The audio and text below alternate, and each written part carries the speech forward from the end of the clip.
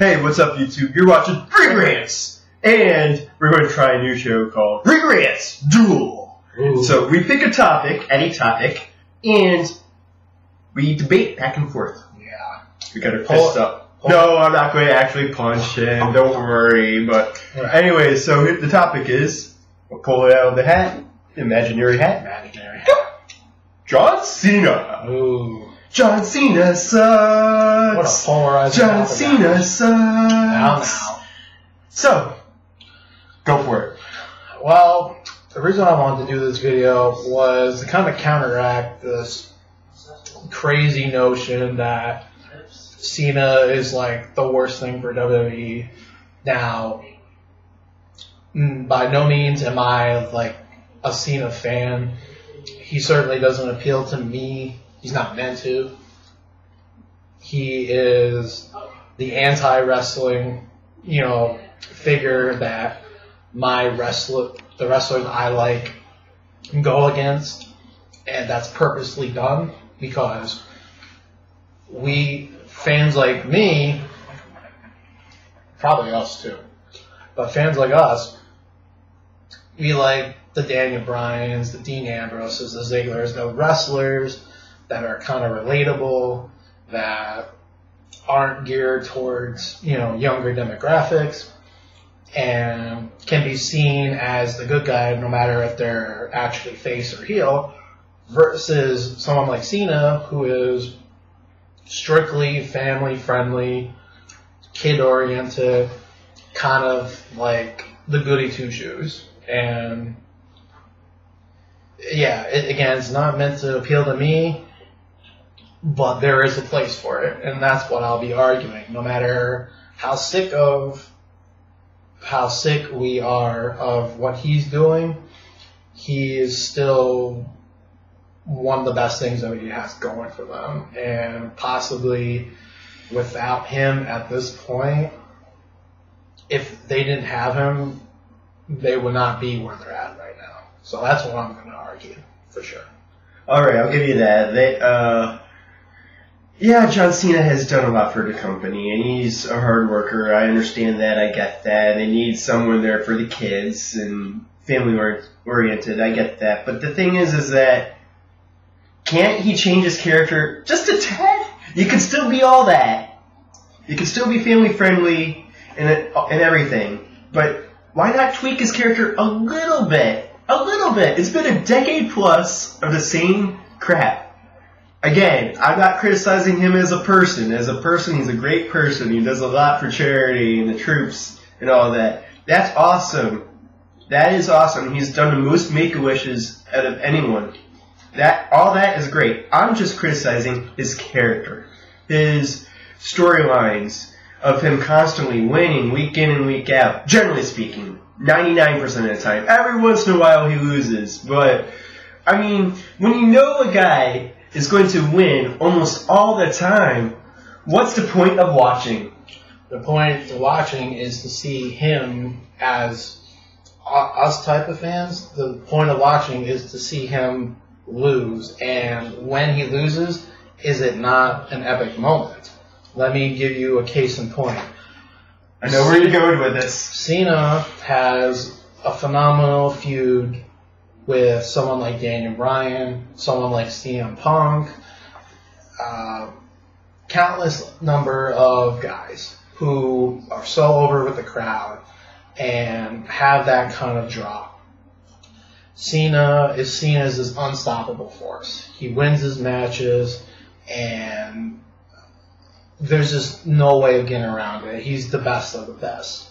So when someone else goes up against him, and they have a good match, and then maybe they lose, but that makes them come at Cena harder, and that makes them do more storyline-wise to make it more interesting, and then eventually the payoff happens where Cena is defeated.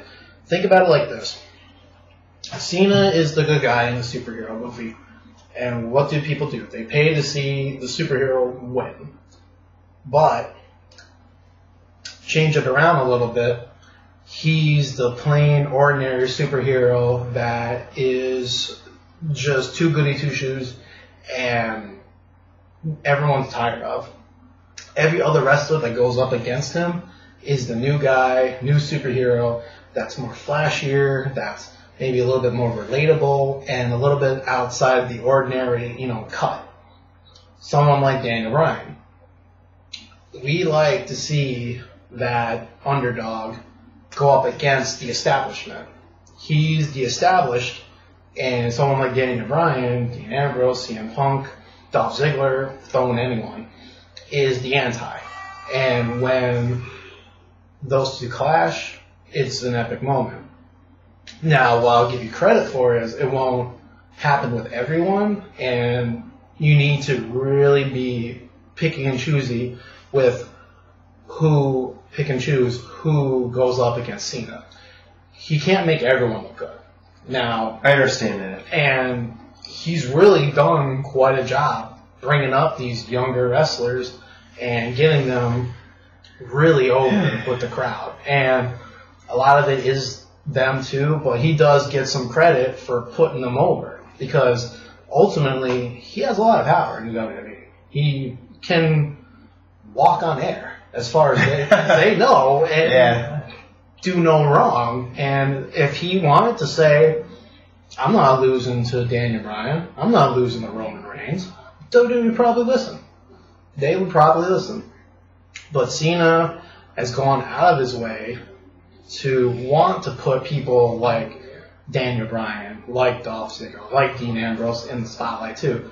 Because I think he sees the bigger picture.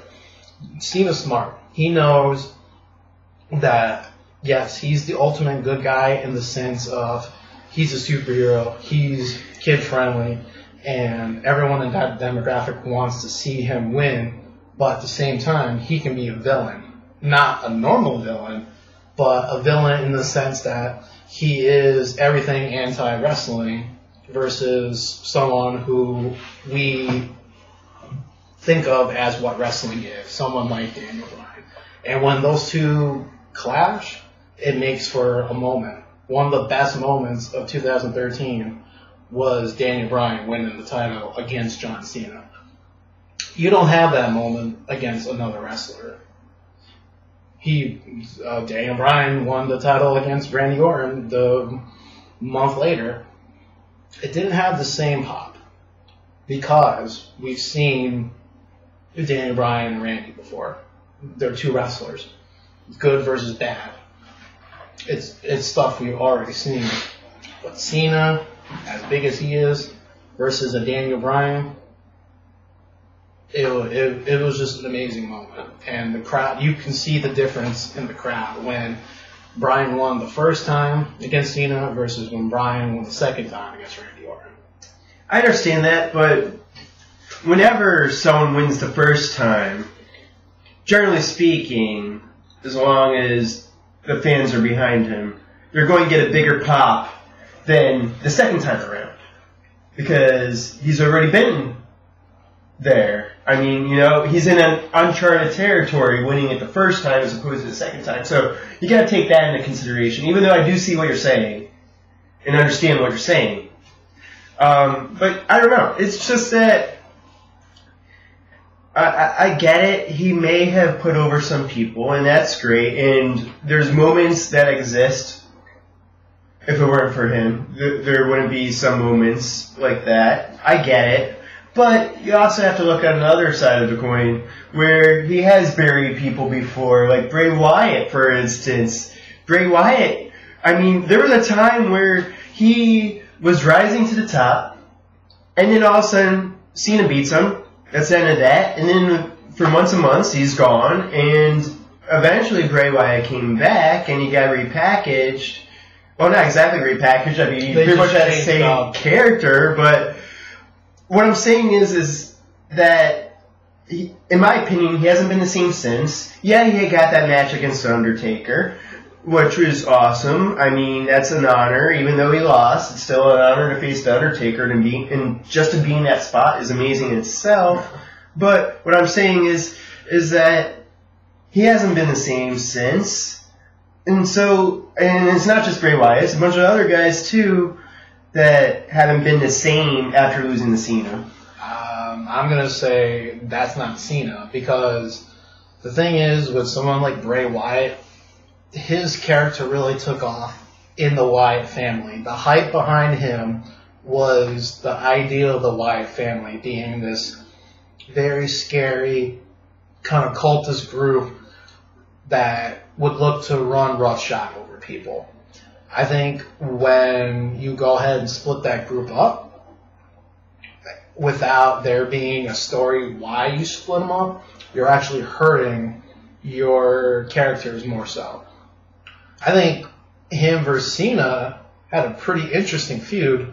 Now, granted, it could have been more interesting if you changed a few things here and there, but I'm not putting that on Cena. Cena did his part, Bray did his part, but I think it's more on WWE because they did not really turn Bray into the wrestler that the crowd wanted. They wanted, this overall huge presence, this scary occultist figure like we were getting in the Wyatt family. Cena can only do so much, and I think as of right now, Bray is very one-dimensional. And that's not on Cena. Bray, he loses out on the Wyatt family. He has these really lackluster, feuds with Dean Ambrose and Ryback. That's not Cena, man. His last good feud was with Cena. And they had some interesting, very unique moments. And I think having that difference between Cena being this overall good guy, does everything by the book, versus Wyatt, who's this manipulating, evil villain who's trying to get under the skin of John Cena. They had some pretty good matches, and Bray did win a major one in the cage match. So that helps establish him as a bigger star, but WWE never built on it. I actually thought the feud between Bray and Ambrose was interesting, in my opinion. I think it was too forced. I think, this is a side tangent, but it came in during a hot feud with Ambrose and Rollins, and it was very abrupt. It ended a feud that we all were behind because it had great moments, had great matches, and it was very entertaining. And then it interferes with a storyline we were already behind to start a whole new one. And to me, it was like, why? They gave no believable justification. And again, that's WWE. That's not Bray's fault. It's not Ambrose's fault. They were just like, okay, we're going to start a program with you two. You're going to do this. Okay, they're doing what their, job is. But I'm going to talk, if you're going to bring up Bray, I'm going to say that's more WWE. Because they don't want to build people. Unless if they're like John Cena, or if they're Hulk Hogan or Stone Cold or something. I think Bray could have the potential to do more and be more of an established character, but WWE just didn't choose to get behind him. And I think a big reason for that is him as a singles competitor was really lackluster. And without that aura of the Wyatt family behind him, he's not that appealing. Well, in my opinion, before he faced the Undertaker didn't even make any appearances. Yeah. And he pretty much carried that whole feud by himself. Yeah, because he was the only one that was out in front, and that's fine. And I thought that was pretty amazing. Yeah, no, that's what's expected of you. But here's the thing. He also had it easy where he was just the only one. So all he had to do was what came natural to him, which is promo. He's great at that. But that can only bring you so far. So, but anyways, back to Cena. Just one last thing. Just overall, I get that he's done a lot for the company, but at this point, it's just boring, in my opinion, and formulaic, and it's just the same stuff. They rarely do something different. I'm just glad he's not in the World Heavyweight title picture right now, but they'll probably bring him back at some point. Well, you at some point should at least keep him fresh in that, where he doesn't have to be in it all the time, but every once in a while, he has the capability of being in it, because he can take a storyline like that and run with it and make it, at the very least, mildly entertaining to very entertaining. So, and he's had some few tweaks to him, but he kept his overall character to get out a point where you were going before. He's made some minor tweaks here and there. It's just his overall character is the same, and honestly, they're going in a really different direction with Kevin Owens now. Which is good, and that could be interesting, but I just feel like that Cena right now is more concerned with selling T-shirts and merchandise. WWE is, that's for sure. But every single time he gets in the ring, he takes off 10 wristbands and 10 shirts. Thing, I'm exaggerating, but that's his thing, man. And think about it. It's annoying. Him throwing his stuff out to the crowd. Him, a little kid gets it, and then that's more of a memorable moment for that kid. That's cool. I mean, that's true. Just keep in mind, he is geared towards the younger crowd. He's there for them. Yeah. Because, honestly, it's not us that's going to buy his stuff. And there might be a few of us out there. Man, I'm sure. But for the most part. Yeah, so, it's going to be for the kids. It's going to be for the families. And he's perfect in the way that he'll generate hype for them, and at the same time he'll generate heat from us because we want to see him lose so badly, because it would mean that much more for the wrestler that we're cheering for to get a win on Cena. It's a win-win situation, and honestly, Cena plays it up very well. He's a master at it. People think that they're getting to him or doing something that's anti-Cena by chanting certain things or whatever. It's playing to him perfectly. He knows what's going on. He's smart. He's the most polarizing wrestler out there. Yeah, and he uses that to his advantage, and it's great because it makes for great moments. Without him being like that, honestly, there would be a lot of moments that wouldn't be the same if it wasn't for him. So, anyways, this was fun debating. We could debate for hours on this. And hours, seriously, but I know you guys don't have that time. So, what do you guys think? Do you agree with me or him? So, let us know in the comment section. I'll be posting on Facebook. Let us know on Facebook, Twitter, whatever. Follow us at Ring Rants. Like our Facebook page, Ring Rants. I'll be putting links below this video, so click on them. And thanks for watching. Any last? Go Cena. No. Okay. Alright. Well, it was cool seeing him lose stones. So, anyways, thanks.